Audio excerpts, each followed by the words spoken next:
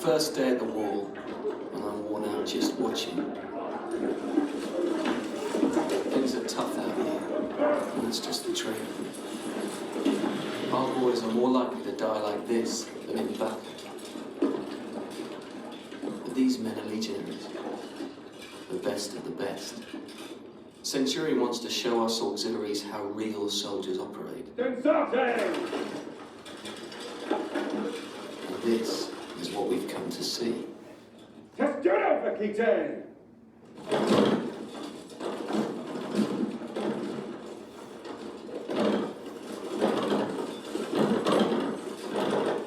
This is a testudo, like a tortoise. The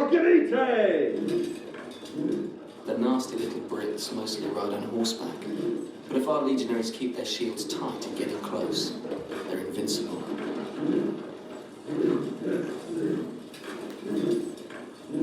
This was one of the most brutal training regimes in military history, and the result was an army always ready to protect its frontier.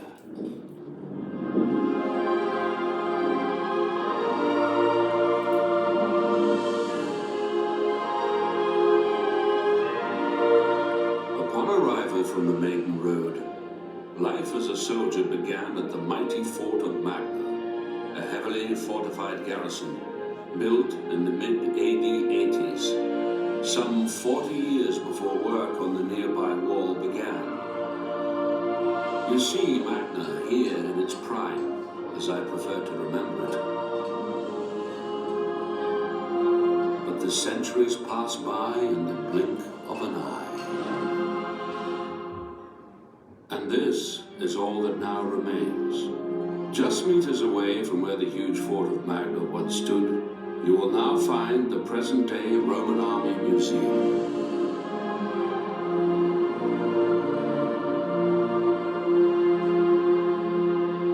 As we fly east from Magna, we climb up and down the 9 nicks of Thirlwall and begin our journey along Hadrian's Wall.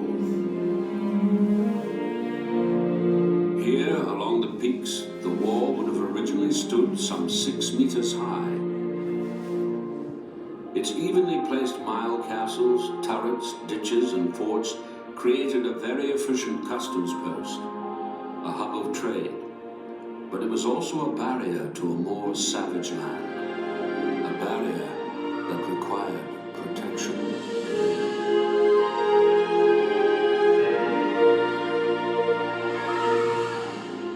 Up ahead on the peak lie the remains of Mucklebank Turret,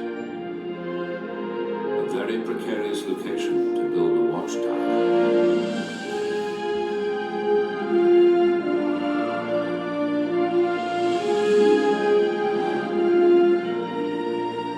Soldiers could expect a long haul, keeping watch over the heavily wooded lands to the north.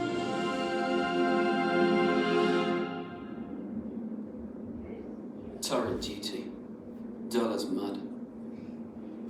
We've all got to do it. That doesn't mean we have to like it. Still, it's a good chance to catch up on some correspondence from an old messmate. I've sent you 2 pairs of socks and 2 pairs of sandals. That's good of it. Conditions here are rough, so we'll take whatever we can get.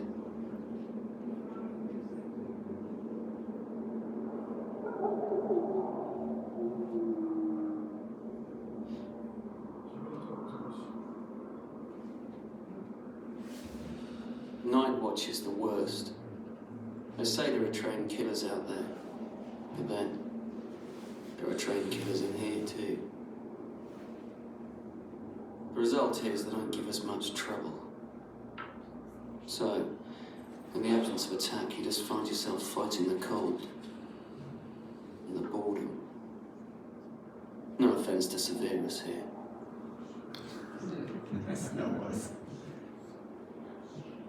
We've both been paid today. So when we knock off here, we're going out in the town. That's our stomping ground. Great local spot set up to entertain us soldiers. Shops, bathhouses, taverns, with trade, beer, But for now, I'm stuck here, on night watch, with Severus.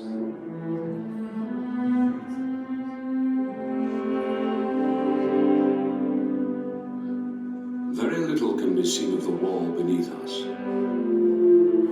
Upon this spot once stood the heavily defended fort of Isaaca. In the years since the fall of the empire, stone from the fort and the nearby wall was scavenged to build castles, churches, field walls, and farmhouses. The fort's faded remains mark the halfway point of our journey.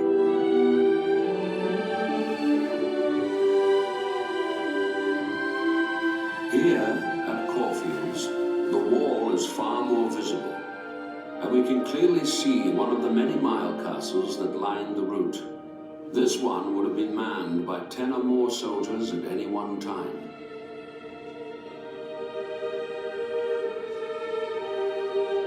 Activity on the frontier wasn't limited to the wall itself. Just to the south of the border, we can see the remains of a number of other vital sites, including Haltwhistle-Burn Fortlet. This modest garrison, with its doors, barracks, and headquarters building, once guarded the original Stane Gate frontier, the line that marked the boundary before the wall itself was built. To the east of Haltwhistle, you can see the outline of the temporary camps used to house the legionary stonemasons who built the wall in the mid-AD 120s. This was an 8-year undertaking and required a sizable workforce.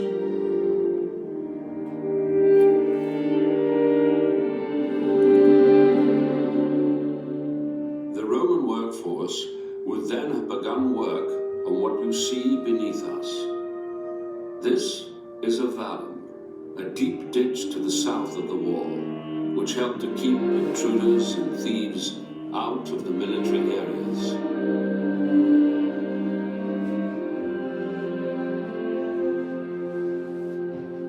Returning to the line of the wall itself and flying east, we reach a more rugged section of the frontier. Over to your right, you'll see a white marker placed to signify the highest point of the whole wall at 345 meters. This is the most dramatic section of the wall, as the landscape rises up to form an impassable barrier.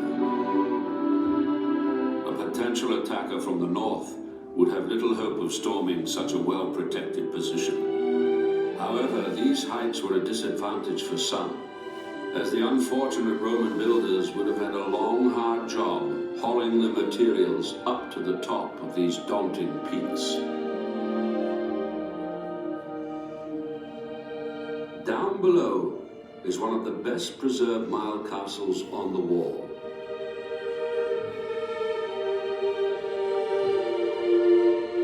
And hidden here, between the mighty crags, rests the iconic Sycamore Gap.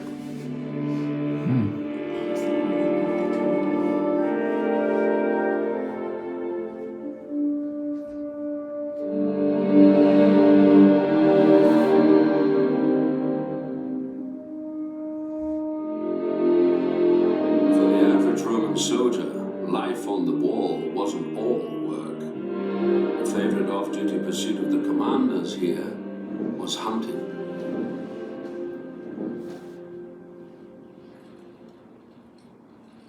It was in my second year of service on the wall that I truly earned the respect of my comrades and my commander. He was the fastest stag in the forest. He's heading to his dinner table, and that means we're heading to Vindolanda.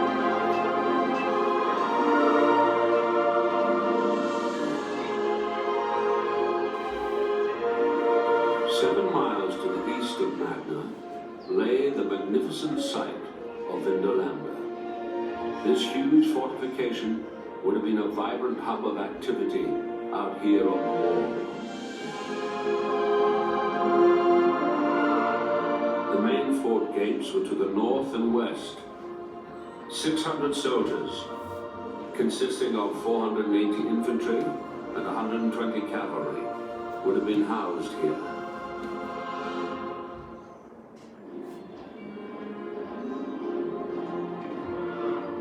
The commander's residence on our far left was a focal point of Vindolanda.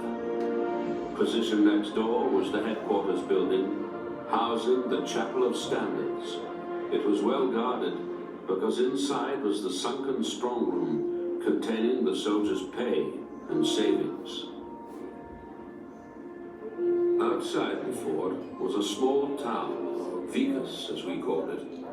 Here there was a bathhouse with hot and cold rooms, as well as a tavern, shops and other houses. Soldiers, civilians, slaves, merchants and craftsmen would have enjoyed these facilities. The Vicus formed the vital support network that a fort as big as Vindolanda required.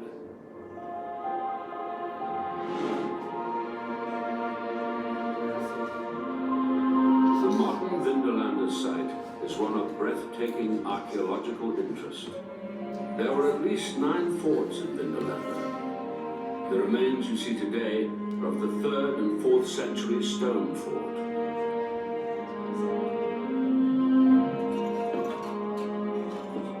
Since the 1970s, archaeologists here have been uncovering writing tablets, documents from the front line left discarded here by the Romans.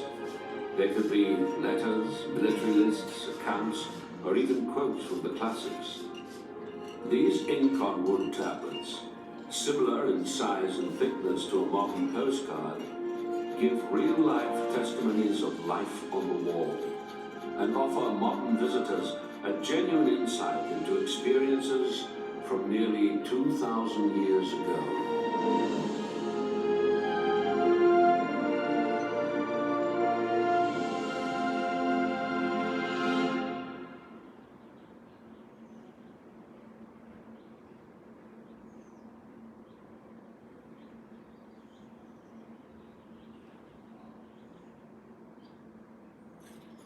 All this time at the wall, we've trained so hard but seen barely any action. Transporting soldier wages to the northern outpost is the most we've had for weeks. Could it be the wall was so successful in its purpose, so formidable, that no foe would dare mount a true attack against us?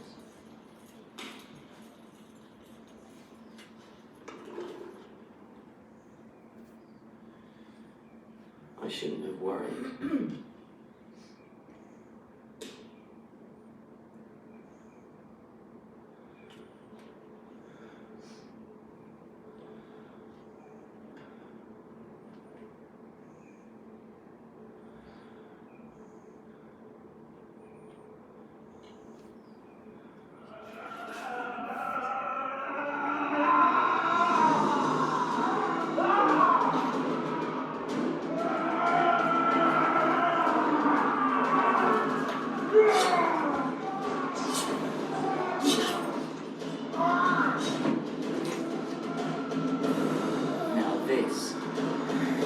This is what I'm here for.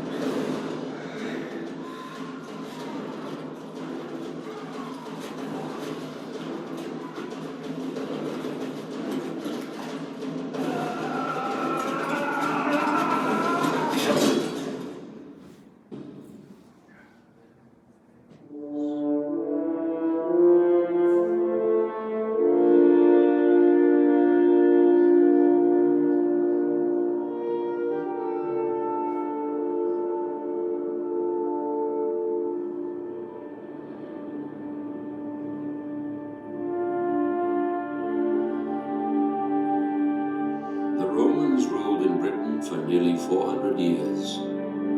The sun may have set on their once mighty empire, but today a new era dawns, thanks to the painstaking work of the Vindolanda Trust on Hadrian's Wall.